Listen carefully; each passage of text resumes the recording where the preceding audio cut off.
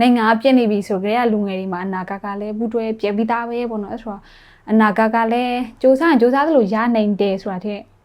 လို့ပြောမလဲနာကလည်းမသေးချဘူးပေါ့နော်ကျမတော့အရန်မြန်မာနိုင်ငံအနာဂတ်ဆိုအရန်အားရတဲ့မှာလက်ရှိမပါဘူးပေါ့လေနိုင်ငံတွေကအနာဂတ်လည်းတော်တော်လေးဝေဝါးလာတဲ့အထက်မှာပါတယ်လို့မြင်နေပေါ့နော်ဒီငါနေတာကာလထဲမှာဆုံးရှုံးခဲ့ရတာလေကျမတို့လူအရင်မြည်နေပြီးတော့မှတခြားစီးပွားရေးအရာတွေရောဆုံးရှုံးခဲ့တာလည်းများတာဆိုတော့တိုင်းပြည်နေနဲ့အနာဂတ်ကတော့ထင်တယ်လို့လဲခီမီโอเคဘူးပေါ့နော်ခီမီโอเคတယ်လို့လောဆရာလည်းအနာဂတ်ကတော့နည်းနည်းဝေဝါးနေတယ်လို့မြင်တယ်ကျမကိုယ်ရင်ရဲ့ကျမအနာဂတ်ကလည်းနည်းနည်းတော့ဝေဝါးနေတော့ပဲပေါ့နော်ကိုလည်းအခုမှ career ကိုထားချိန်လိုက်တာဆိုတော့ဘာဖြစ်ချင်မလဲလောဆယ်စဉ်းစားလို့မရတယ်လို့ဘာလို့ရမယ်မလည်းမသိဘူးပေါ့နော်ဒီမှာအလုပ်လုပ်နေတယ်ဆိုတာကျတော့လေဒီကိုတွေ့ဝမ်းစာပြေးဖို့ရပြီးတော့မှကူရမယ်သူလေးတွေကူနိုင်ဖို့တော့ပဲဒီရအလုပ်လုပ်ပြီးဖြတ်သားနေရတာဆိုတော့အနာဂတ်ကတော့အသေးချာဘူးပေါ့နော်အခုလက်ရှိမြန်မာနိုင်ငံရဲ့အနာဂတ်ကိုတော့ပြေးပြိုင်နေတဲ့အာကစားသမားတို့နဲ့နိုင်ရှင်ရရင်တော့တန်ရာရနေတဲ့ရှေ့ထောက်ကိုတုံးနဲ့ရိုက်ခံထားရတယ်လို့ပဲပေါ့နော်။ဘာလို့ဆိုမြန်မာနိုင်ငံကသူများနဲ့ထက်ဆိုင်ရင်အများကြီး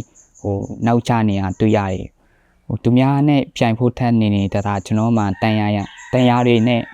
ကွင်းဖြစ်မှာထိုင်နေရတဲ့ပုံစံတော့ဖြစ်နေပေါ့နော်။ဆိုတော့ကျွန်တော်တို့တော့အများကြီးတော့စူးစမ်းရအောင်မယ်။တန်ရာမပြောင်းမရှင်းတော့ကျွန်တော်တို့သူများတွေနဲ့ရှင်ပြိုင်နိုင်ဖို့ကတော့အများကြီးလိုနေတယ်လို့ပြောလို့ရမယ်ပေါ့နော်ကျွန်တော်ရဲ့နာကကတော့အခုရှင်မှာတော့ဝေဝါးနေတုံးပဲပေါ့နော်ဝေဝါးနေရဆိုတာကကျောင်းပဲဆက်တက်ရမလားဒါမှမဟုတ်အလုပ်ပဲဆက်လုပ်ရမလားဆိုတာမတိသေးဘူးပေါ့နော်အဲ့ဒါလည်းမဆုံးဖြတ်ရသေးဘူးဘာလုပ်ရမယ်ဆိုတာလည်းအဲ့လိုမျိုးအဖေကလည်းဒီတခြားမရှိသေးရဲ့ဝေဝါးနေတဲ့အနာကတော့ဖြစ်နေရပေါ့နော်မြန်မာနိုင်ငံရဲ့အနာဂတ်လို့ပြောလို့ရှိရင်တော့အရန်ကြီးတော့ကြီးမားတော့ပဲပေါ့နော်ဒါပေမဲ့မြန်မာနိုင်ငံရဲ့အနာဂတ်မှာဆိုတော့လူငယ်တွေကအရေးအကြီးဆုံးပေါ့နော်ဒါပေမဲ့အဲ့ဒီလူငယ်တွေကဘာမှလုပ်ခွင့်လည်းမရဘူးအဲ့ဒီစစ်အုပ်စုကလုပ်ချင်တာတခုကိုပဲလုပ်နေမယ်ဆိုလို့ရှိရင်တော့သူတို့လုပ်နေတဲ့ပုံစံအတိုင်းပဲဖြစ်လာမှာပေါ့နော်လူငယ်တွေကတဖြည်းဖြည်းနဲ့နီးအမျိုးမျိုးနဲ့မြန်မာနိုင်ငံတွေကွယ်ပြောင်းနေတယ်လို့ခံစားရတယ်ပြီးတော့မြန်မာနိုင်ငံထဲမှာရှိနေတဲ့လူတွေကလည်းပျော်ရွှင်နေကြတဲ့လူတွေဆိုတော့အရန်ကိုနည်းပါတယ်ပေါ့နော်အဲ့အတွက်ကြောင့်မလို့မြန်မာနိုင်ငံဟာအပြားနယ်ကြည့်လို့ရှိရင်တော့နိုင်ငံတစ်ခုတော့ဖြစ်နေပြီမဲ့အဓိကအဲ့မှာနေနေတဲ့ပြည်သူတွေကတော့ပျော်ရွှင်နိုင်ကြမှာမဟုတ်ဘူးအဲ့တော့မပျော်ရွှင်နိုင်တဲ့နိုင်ငံတစ်ခုပဲဖြစ်နေမှာကျွန်တော်မြန်မာနိုင်ငံအနာဂတ်ကိုဘယ်လိုမြင်လဲဆိုတော့ကျွန်တော်တို့ဒီမင်းအောင်လှိုင်ပေါ့နော်မင်းအောင်လှိုင်အဆုံးသက်သွားရင်တော့ကျွန်တော်တို့